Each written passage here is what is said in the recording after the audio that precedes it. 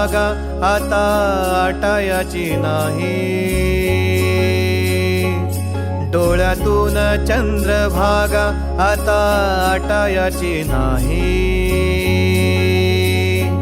उभ्या जन्मात विठ्ठला वारी चुकायाची नाही, वारी